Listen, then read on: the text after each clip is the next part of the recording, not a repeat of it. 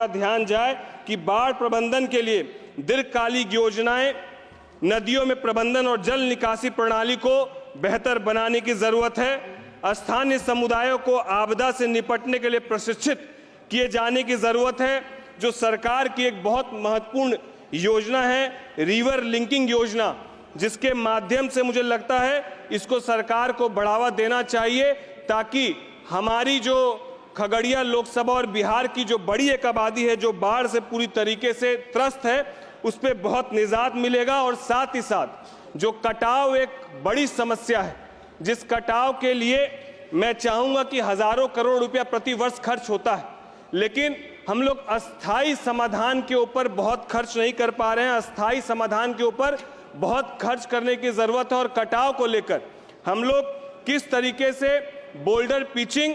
और जियो बैग के माध्यम से पूरा पर्टिकुलर डिजाइन फ्रेमवर्क करके किस तरीके से हम लोग कर सकते हैं, मुझे लगता है उस ओर सरकार को और हम लोग को ध्यान देने की जरूरत है। क्योंकि जिस तरीके से जहां एक तरफ ये आपदा है, वहीं इस आपदा में कुछ पदाधिकारी ऐसे भी होते हैं जो अवसर ढूंढने का काम करते हैं। मैं सरकार से गुजारिश करूंगा कि इस ओर भी सरकार अपना ध्यान आकर्षित करे कि जितने ऐसे पदाधिकारी जो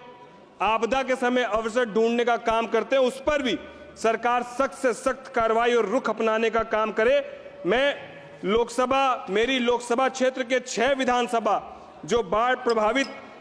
विधानसभा है, जिसमें खगड़िया, परवत्ता, अलौली, बेलदौर और सिमरी बख्तियारपुर जो पूरी तरीके से बाढ़ प्रभावित हो चुका है, मैं आपको कहना चाहूंगा कि मेरे खगड़िया लोकसभा के गोगरी नारायणपुर तटबंधन जो लगभग 51 किलोमीटर का है, जो वर्षों से स्थानीय लोगों के द्वारा इसका चौड़ीकरण और सुदृढ़ीकरण की मांग किया जा रहा है, वो होना अति आवश्यक है, ताकि बाढ़ के दिनों में उक्त तटबंधन पर बाढ़ का पानी दबाव से हर वर्ष जगह जगह पर जर्जर होते जा रहा है। इससे लाखों लोगों को फायदा होगा। साथ ही साथ लोकसभा क्षेत्र के नया गांव के वीरपुर टोला में मुरादाबाद, विष्णुपुर, माधवपुर होते हुए आश्रम टोला गोगरी तक रिंग बांध के निर्माण के विषय पर भी सरकार का मैं ध्यान